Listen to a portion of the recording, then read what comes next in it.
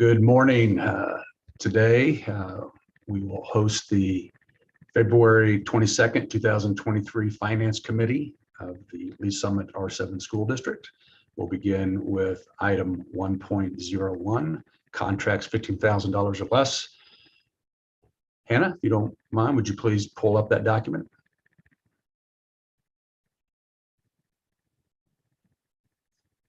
In reviewing the items here, pretty typical for what we would see this time of year. There are some that have costs, some that don't have a cost. You'll see play productions and buses to events, renewals of licenses and software for. Yeah, like it's not. You're just not getting any audio. No. Let me hop on and see what I can do. We can hear you guys.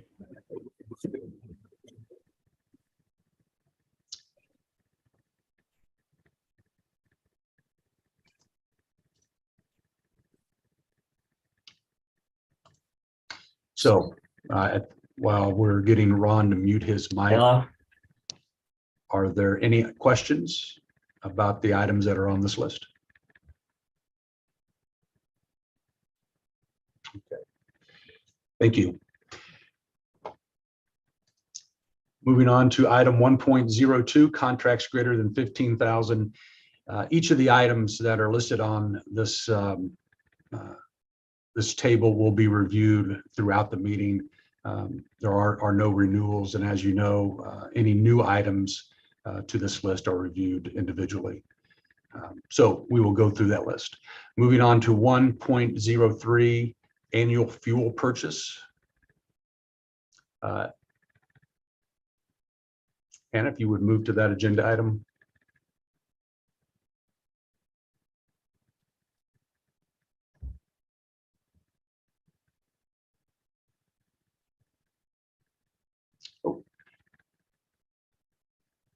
And we're going to go to agenda item 1.03. Thank you.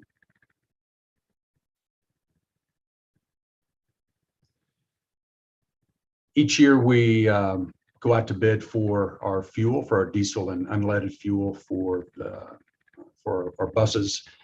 This year we went out and we're recommending that we award this contract to Carter Energy. There's a slight difference in cost. You'll notice that there's a diesel 1 and diesel 2. Diesel 2 is what we use primarily during the winter months. We have a mixture, we have a blend of diesel 1 and diesel 2 that we use during the cold months out of the year. And then of course we have unleaded that we use for some of our vehicles throughout the year. Any questions about this agenda item?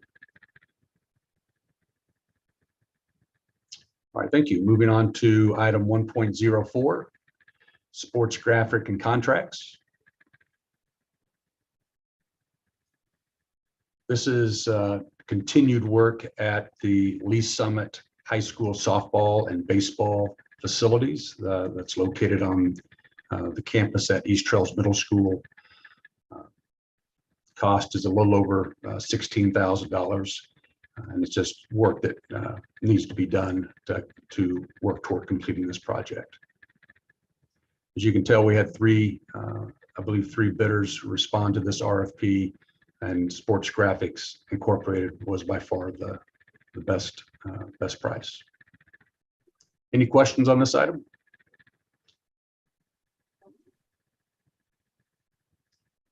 All right, thank you. Moving on to 1.05, we have this item and then two following items that Dr. Whaley will cover. Yeah, and actually, this is, I'm going to turn this over to Kinsey Witterson. She is our coordinator of network services, and she works directly with the vendors and our E-rate consultant to make sure we are following district purchasing procedures as well as E-rate rules and regulations. So I'll turn it over to Kinsey. Good morning. So item 1.05 is for the Converge 1 contract. This was network equipment support bid through the E-rate process. The contract's for maintenance and support of various network infrastructure components hosted in the district's data centers and high volume sites. And it was up for renewal for the 23-24 school year. Proposals are solicited through the E-rate program following their guidelines and the district's RFP process. One proposal was received and scored, and that was from Converge 1.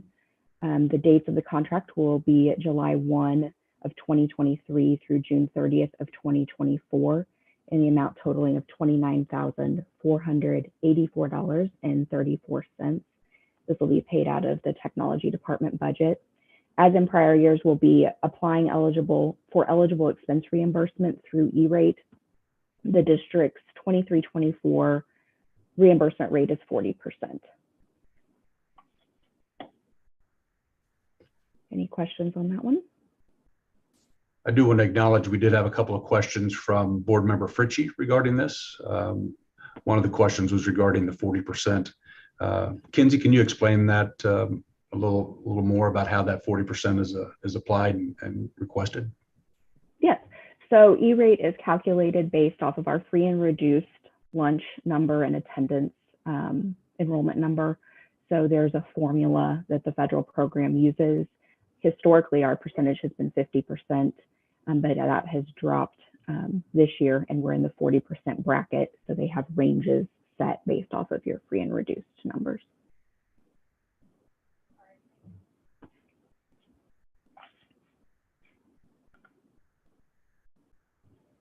So in regards to this dollar amount, then it looks like if we are awarded that 40% of the 29.4 that we're going to spend, we'll receive about 11,800 back of that cost. Yeah, that would be about right. Yep. There's some technicalities we get through of eligible expenses and things like that. So it's not always a straight 40%. Okay. All right. Thank you. Any questions for Kinsey on this particular agenda item? All right. Thank you. We'll move on to 1.06.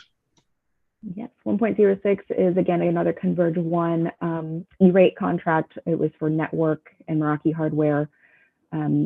This is network equipment that is needed for newly constructed and renovated spaces, including Miller Park, Great Beginnings at Paradise Park, geometry and construction and robotics at each high school, as well as there'll be some at high school weights building renovation and some replacement of some end-of-life fiber adapters at Lee Summit North. The proposals were solicited again through the E-rate process and the district's RFP. We did receive 2 responses on this that were reviewed by the scoring team. Converge 1 was selected as the equipment supplier for the sites, and we've broke down the costs for each of those projects. As in prior years, again, we'll be applying for reimbursement through the E-rate program, same 40% figure on this as the previous. And Lee Summit North will be funded from the existing technology budget, with the other projects being funded by their bond. Total on this is $84,667.98 for the full amount prior to our reimbursement. Kinsey, thank you. Any questions for this agenda item? All right, thank you. Moving on to 1.07. Dr. Feld. Oh, yes, sorry. Yes. That's okay. So this may be more of a business services question or a you question than really the technology department, but when they do the reimbursement and then the reimbursement comes, if the original contract was paid for out of the bond, where does that reimbursement go back to? Does it go back to bond funds, or does it go back to the technology budget? How does that work? Yes, ma'am. No, that'll any reimbursement will be placed back into the fund in which it was paid out of. Gotcha. So in this case, whatever portion was paid out of the bond, and that reimbursement will go back into the bond funds and be used for other bond projects. Okay, thank you.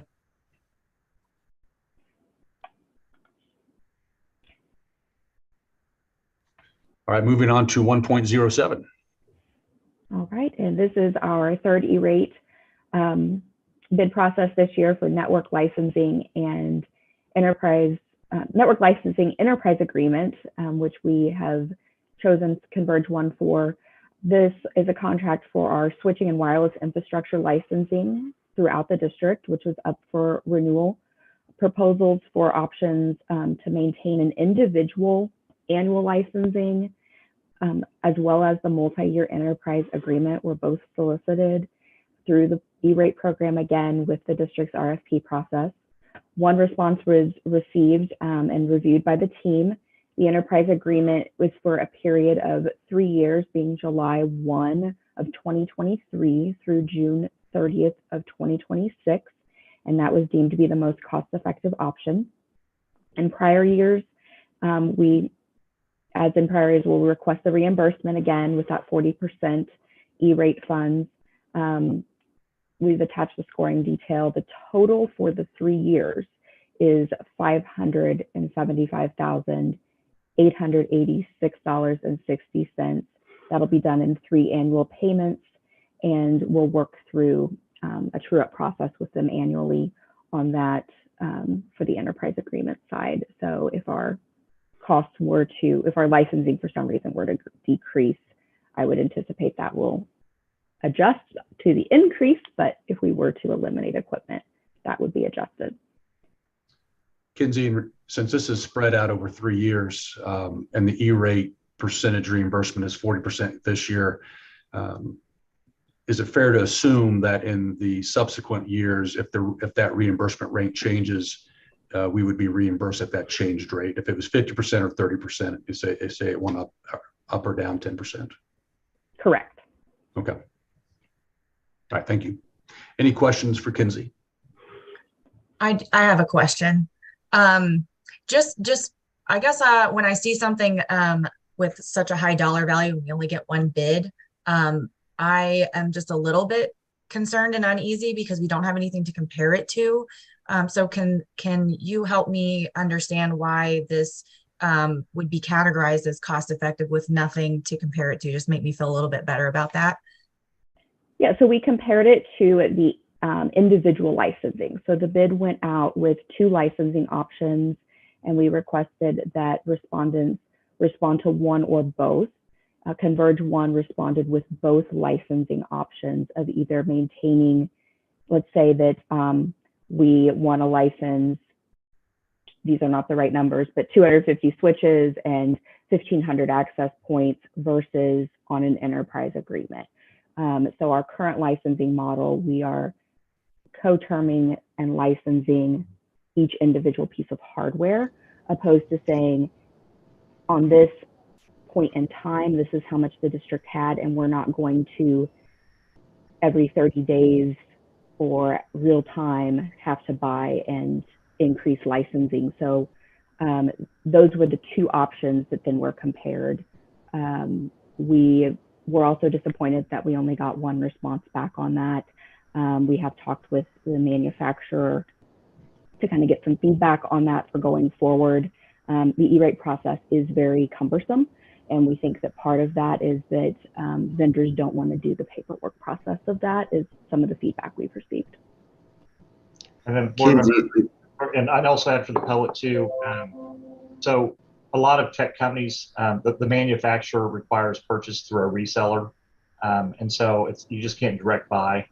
And so a lot of times those resellers will set a light cost across, because basically they're buying it from the vendor and then pricing it according to their profit margins and things like that. So oftentimes, working with E-rate, working with the school districts, for instance, Converge One, we're on a cooperative contract for a lot of other things through the Greater Cooperating School Districts of Kansas City.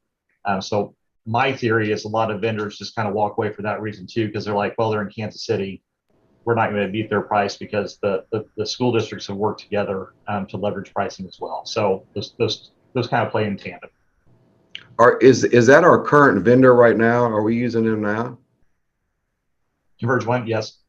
Okay, all right. So then, since we've already bid it out, you can just sole source it to them. Is that how? No, this Okay. is a federal program, so everything has to be bid individually through So the since E-rate nobody process. else, okay. Mhm. So if we use Yes. them in prior years, is this bid that you received now, is that pretty comparable to the previous amount that you've paid for this service? So the last purchase we did to scale for this was about 5 years ago. So we've already seen licensing costs go up just this year, obviously on a 5-year scale. That's compounded. but I do feel that it was competitive. Okay. And just a little bit more on the E-rate program. So I guess if so is the E-rate program, that's a federal program. I'm still trying to wrap my head around this, but I kind of understand that it's a like every other government program where there's reimbursement involved. It sounds like it's just really difficult for any contractor or any company to actually participate. So you're saying that's kind of why we only get one bid, because this is not the only thing that, I mean, Converge One was the only bid on the 1.05 line that we were looking at. So it's just that cumbersome process. It's kind of preventing other people from being involved in this bidding. Yeah, I can help answer that. So a couple things. That's a great question. So in prior years, we would depend on whatever vendor successfully bid, they would bill, and then they would also be reimbursed directly from E-rate. And so that's a very cumbersome process for that vendor. And so where there's some nervousness, just like you said, any federal program, there's going to be some rules and regulations where if you miss step 1A, they may reject an item because it doesn't meet what was bid or things like that.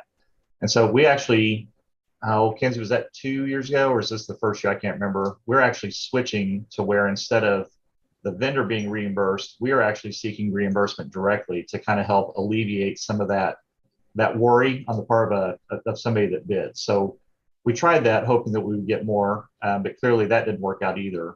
And we really just believe that it really comes back to, I think there's limited resources among a lot of resellers. I still think they look and they say, well, in Kansas City, because those have been bid under a separate contract, likely that person or that school district is going to go through, a cooperative contract they're familiar with, and they don't even attempt to bid because I don't think they're going to be price competitive, just coming in cold from the outside. So does that kind of help?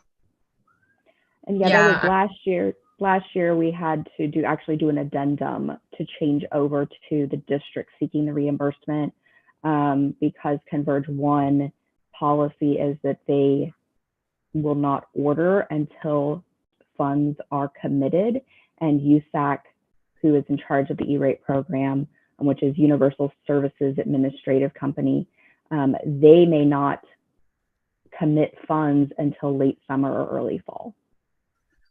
Wow. Okay. Yeah, I get it. It's I appreciate the explanation. Sometimes those government programs can be really great for that. I mean, if getting 40% reimbursement is incredible considering the cost we're having to incur. Yeah, thanks for the explanation. Appreciate it. Absolutely. Kenzie, Dr. Whaley, thank you. Moving on to section 2, facilities, 2.01. Kyle Gorell. Thank you. And first of all, I'll apologize. For some reason, I can't get my video to start. So Kevin, I'll be putting in a ticket for that. The facilities section, we've got 2 brief items today. The first item is related to walk-in freezer and cooler replacements at Bernard Campbell Middle School and Trail Ridge Elementary School. The facilities department works with nutrition to evaluate this equipment and schedule replacement on a yearly basis. So these 2 units are original to the building and have had numerous repairs over the last couple of years. So we submitted an RFP and have a low bid from Index Restaurant Supply, and it is with equipment that we're familiar with and are comfortable recommending award of this contract. Thank you, Kyle. Any questions? All right, moving on to 2.02. Again, this month, we have the bond budget update. There are, a few minor changes. I'll just go to the very bottom. You'll note that there is $8.3 million remaining in the overall bond balance. A majority of this will be spent on active projects, our construction contingency, and furniture and equipment. We still have a lot of equipment to buy for our buildings, especially in finishing out Lee Summit High School and geometry construction, Paradise Park, and Miller Park. So we'll just keep you updated every month as that balance adjusts as expenses are incurred. Are there any questions I can answer on that? Kyle and Dr. Whaley, just to go back to a previous item, I believe there was some technology that was purchased that would come out of the bond funds, and we would expect to see that cost. And I think the total was 84,000, but only a portion of it was bond. So that would come out of this fund as well. Is that correct? And we would see that change? That's correct. Yes, that was for the music room sound equipment at the middle schools. Yeah. I believe also at Paradise Park and our current construction projects as well. Okay, thank you. Thank Dr. you. Shelton, Yes, sir. if I could just add, just to note that grand total at the bottom, after we conclude February, that will actually reflect the increased budgeted amount due to interest earnings. And so next month, we should see that grand total be $261,500,000. So I just wanted to note that we are working on making sure that gets done in the month of February. For those that know this report over the course of the last couple of years, it spans fiscal years. So getting that amount in there is not as easy as it might seem, but we are in the process of doing that. Thank you, Mr. Holder. Any questions on the bond budget update? Definitely appreciate the challenge of multi-year, but also just want to say thank you again for the effort, because it's very helpful for us tracking on this work. Appreciate that. There's been a lot of wonderful work done with these funds. So you're welcome. We appreciate providing this kind of detail for your use and benefit, and also for transparency. All right, thank you. Moving on to section 3, finance, and number 3.01, transfer funds. Mr. Holder. Yes, good morning, everyone. Our transfer of funds for January is $4,270,969.24. Any questions on that? All right. Moving on to the treasurer's report and the the revenue and expense report for the month end of January. We are now 7/12, which I guess is 58.33% finished with our fiscal year. We have also seen the majority of our local revenue come in.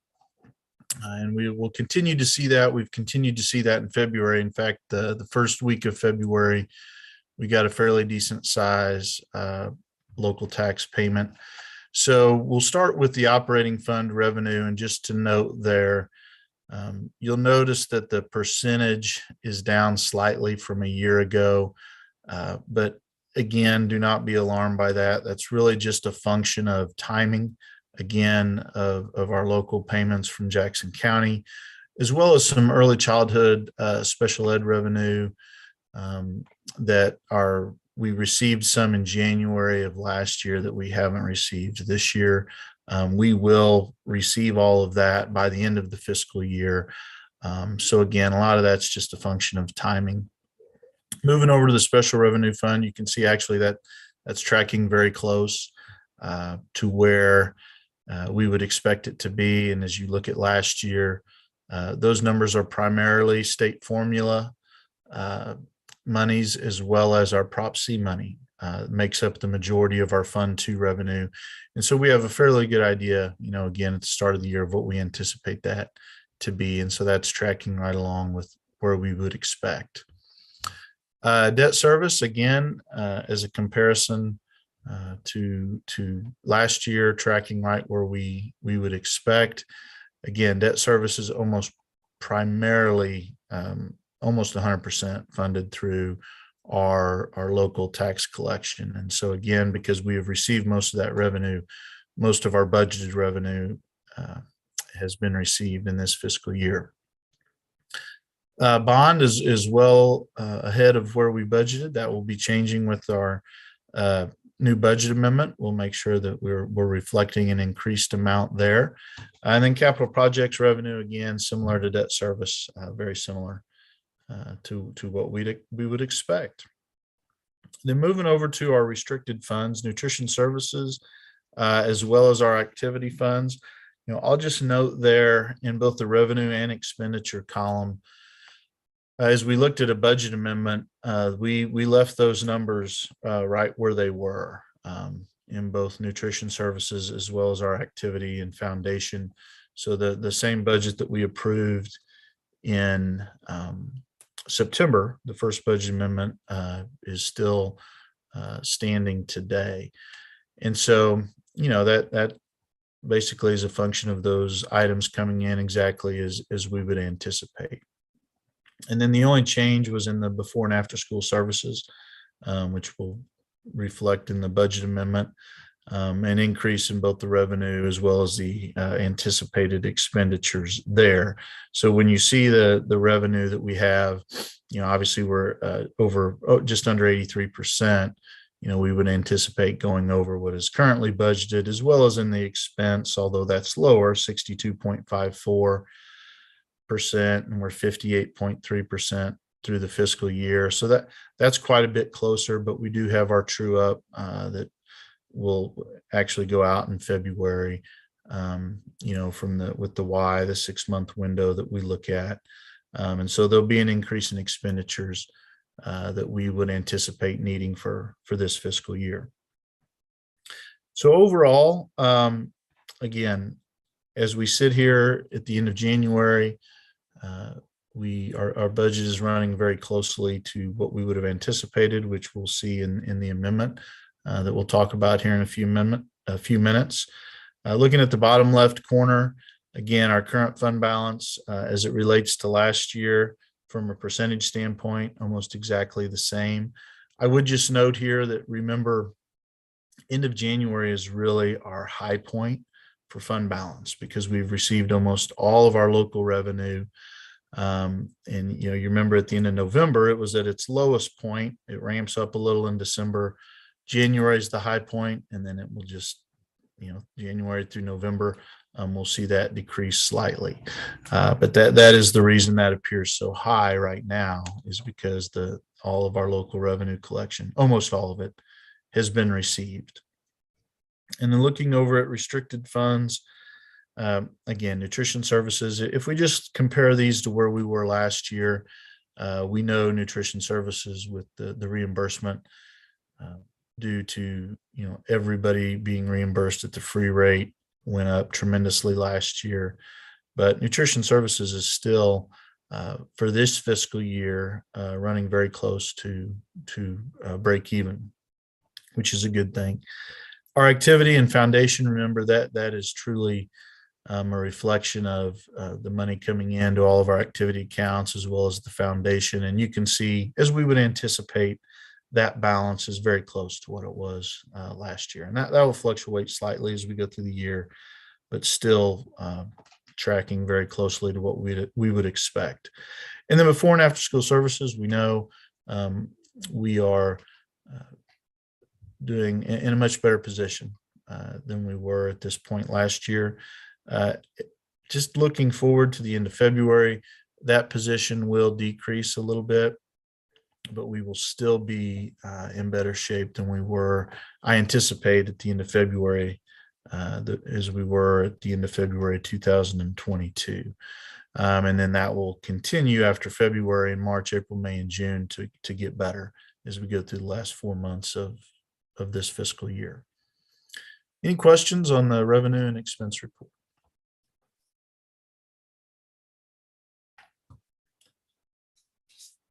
All right. Next thing we'll look at is the investment report. And really not much has changed since our end of December report. We are still seeing movement in the liquid markets almost on a weekly basis. You'll notice at the top of this report that we do have a treasury that's coming off next Tuesday. We do plan to reinvest those amounts, obviously at a much better rate than the 1.5%. Still in the same position that we were last month, and I would anticipate this remaining the same for several months, is a challenge of, as you look out 1 to 2 years, you're getting the highest interest rates possible. If you go out 4 and 5 years, those interest rates actually come down slightly. But still, we want to be cognizant of, having a laddered approach, particularly with these investments, to where we don't have everything focused on an 18-month or 24-month investment period. We still want to ladder it a little bit. And so we're trying to keep that in mind. It's hard because when you see those, what I would consider short-term, the year and 18-month investments at the highest interest rate, you want to grab those. But you also don't, we don't want to miss out on something that, as we sit here a year from now, we don't want to regret not grabbing a 5-year investment that will pay off over those 60 months. Looking at the liquid amount at the bottom, again, just to demonstrate that this was at the end of February. The end of January, this report. So as of January 31st, as you look at those liquid amounts, like in MOSIP, that was just 23 days ago. Right now, that amount, our liquid rate is, as of yesterday, was 4.54%. So it's moved almost 20 basis points again in less than a month. The challenge of that is, and a good challenge, it's not a bad thing, is we look at term investments as we would normally look to put a lot of money in terms right now in short term. So 190 days, 120 days, 150 days. There's just not a lot of difference between what our liquid rate is right now and what those term investments are. And I'm very nervous about putting anything in a term investment for longer than 3 or 4 months because it appears, although it's slowing down a little bit, we anticipate that the Federal Reserve will again likely raise the interest rate at least 25 basis points at their March meeting. And so that's why you see a lot of the money that is not in UBS right now, still we're leaving it in liquid. We'll probably put a little bit of our bond funds in term, but it'd be very short, 60 to 90 days. Again, it's only about a 15 to 20 basis point difference. But I think after March, we would be safe to put a little bit of that in just for a short term, just to get a little bit more than the liquid rate. So again, I feel like I beat this drum every month, but it is really so different from where we were a year ago in the interest rate. And so as we get into our budget amendment, we'll talk, you'll see that reflected. We'll talk a little bit more about that. Any questions on the investment report? I just appreciate, Nathan. I want to really acknowledge, because I appreciate the effort and the care that you put into the fiscal responsibility for our district, with our taxpayers' dollars, and just the care that you put in, the consideration you put into these investments. That's really important to stretching our taxpayer dollars. And I just appreciate the effort. Thank you. Thank you. I want to acknowledge that as well. And, Nathan does a great job with it, with this work. He also works very closely with our representatives at MOSIP and MOCAT. They provide us great advice and insight as well. And so he does a wonderful job of leading this process, but also being collaborative in his decision making.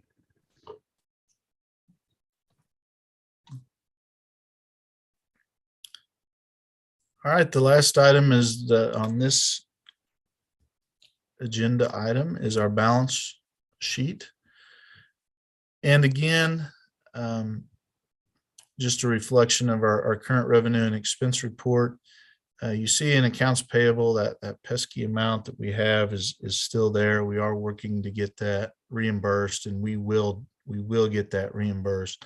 Just a reminder, that's with a company that we don't often do a lot of business with. Normally that would wash out in another month as just a credit on the bill, but if you're not purchasing anything from that company, that doesn't happen. So we're still working on that. That will be taken care of certainly in the very near future. P-card payable on the liabilities, not a large amount compared to what we sometimes see on a monthly basis.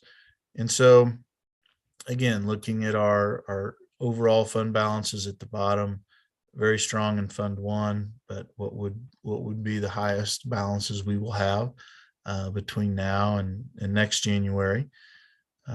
Debt service, very strong. However, I just approved a wire yesterday that'll go out on Friday, I believe, which is for our main debt service payment. That happens, it's due March 1st.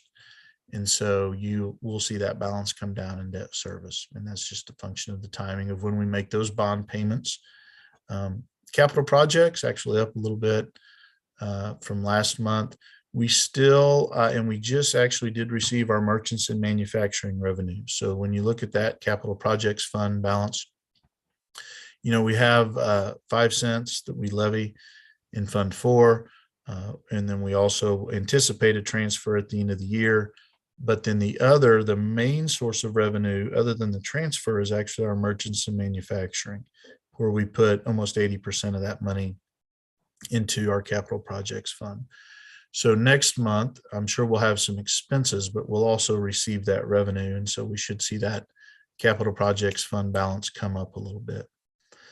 Bond fund, again, continuing to spin that down.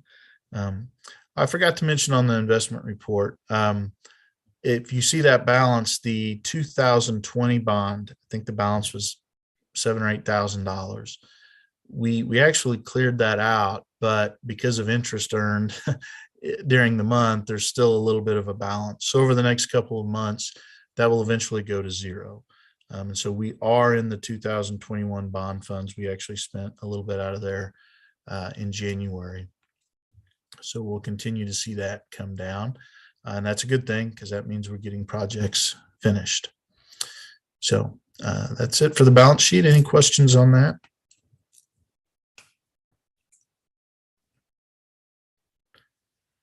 All right, our last item is the second budget amendment. Just a quick reminder, we approve a preliminary budget in June. And then when we set our tax rate in September, we make our first budget amendment because we don't know what our tax rate will be when we do the preliminary June budget. It is truly an estimate. And then our typical procedure would be in January or February. Then we make a second budget amendment. And then, there is always the occasion where you might need to come back and do another budget amendment at another point in the year, but our typical rhythm would be then in June. That'll be our final budget amendment. And I would anticipate that being the case, that we would do our final budget amendment in June. So with this second budget amendment, it is big picture a positive amendment. If I had to sum it up in one word, it would be interest. Because that is the primary driver of where we see our revenue increases. And so as you look at our budget amendment, what this is a reflection of is our audited balances, that match our ASBR. Remember in September, those aren't complete. They're not finalized yet. Our incidental, our general fund balance is exactly the same. But so then some of the other funds we see the variance in, but those are final amounts. And then our beginning balance settled at 33.57%. I think in September when we did the amendment, it was 33.49. So just a difference of 0.08% there on our beginning balance. So just a slight positive change there. But as we look at the revenue for this amendment, really it comes down to Three things. Again, interest is the big thing. We made, even in September when we did our budget amendment, interest rates were not anywhere near what they are now. And, 1%, 2% change in interest for our fund balances just makes a big difference, even over the course of a few months. So that is reflected in this budget amendment. Probably still a little conservative with that, but we did make an adjustment for our interest income. The other items in terms of revenue, and this also comes with expense, is grants. We had some grants that we didn't have final approval on as we were working on the September grant, or sometimes the grants that we have, it's just those don't make it in the budget, and we want to make sure those are reflected when we do an amendment. And with the ARP grant and the Kaufman grant, and then we had a few ELL grants for some of our refugees that were available from the state. When we talk about a budget amendment, those are truly neutral amendments, because what we do is we budget the exact same amount in revenue that we do in expenses. And so it just simply raises the amount of revenue that we would anticipate as well as the expense. And so when you look at an overall change, it's really just raising the overall budgeted amount, but it's not changing really in the big picture much at all. And then the other item is our before and after school services, which I've talked about in previous months, knowing with both revenue and expenses, we needed to make an adjustment there. That's a $500,000 adjustment. And that is both in revenue and expense again. So then within the expense budget, obviously we have the grant changes. The other items were really around supplies and purchase services. We made some adjustments there to increase those budgeted amounts. We know those, as we've seen those reflected in our expenses, particularly with our utilities, those amounts are higher. Contracted services, same thing. Anytime we have to use a contracted service for positions that we can't fill, that goes into that line item. Salaries and benefits, actually, if you look at Fund 1 and Fund 2, came down just a slight amount. As we just look at our overall budget and how we're trending there, we were able to make very slight adjustments. But really overall in Fund 1, our current expenditure totals and Fund 2 went up, but not a very large amount.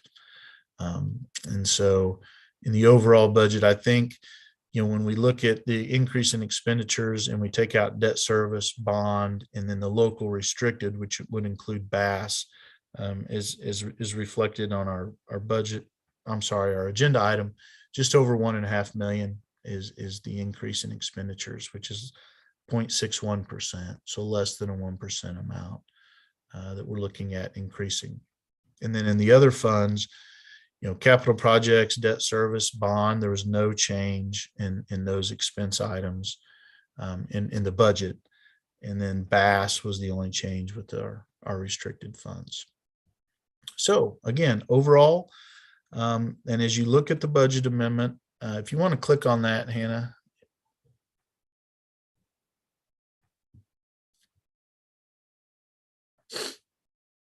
Apologize, I should have done that to begin with.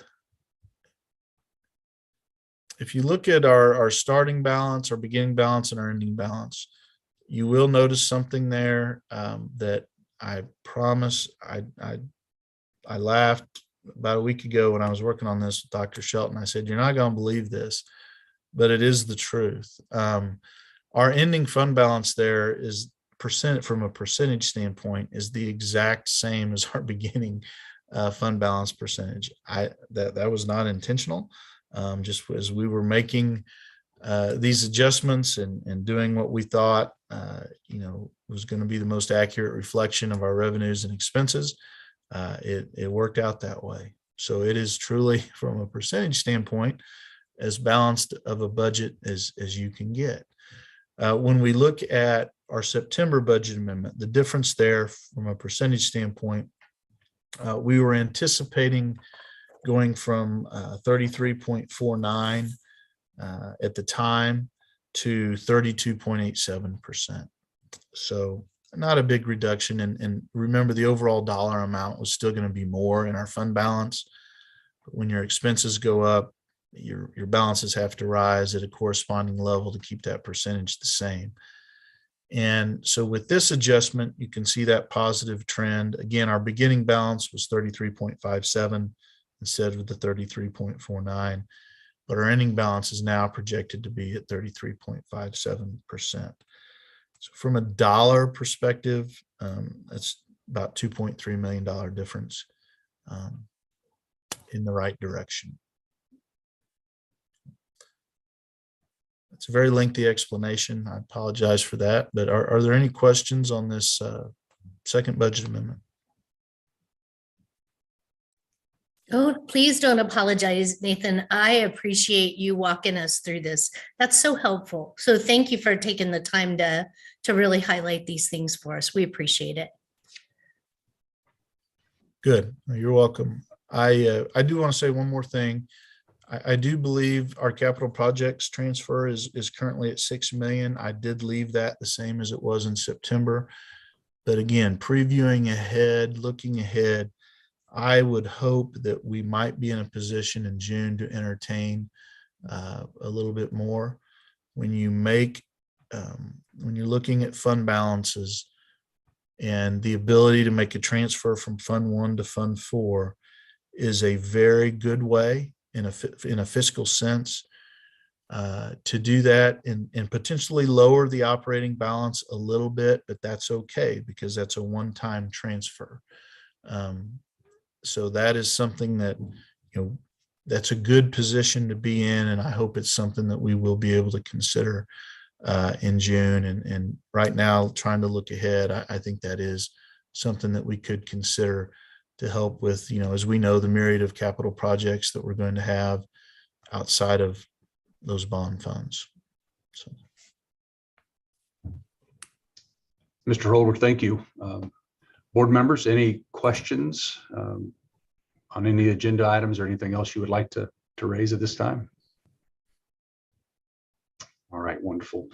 I will not be at the board meeting tomorrow night personally, but Mr. Holder and Dr. Buck and the rest of the operations team will be available to support you in any way that you might need in regards to this agenda item. All right, well, thank you. And that concludes today's Finance Committee meeting. Have a wonderful day. Thank you, Dr. Shelton. Thank you. Thank you. Thank you.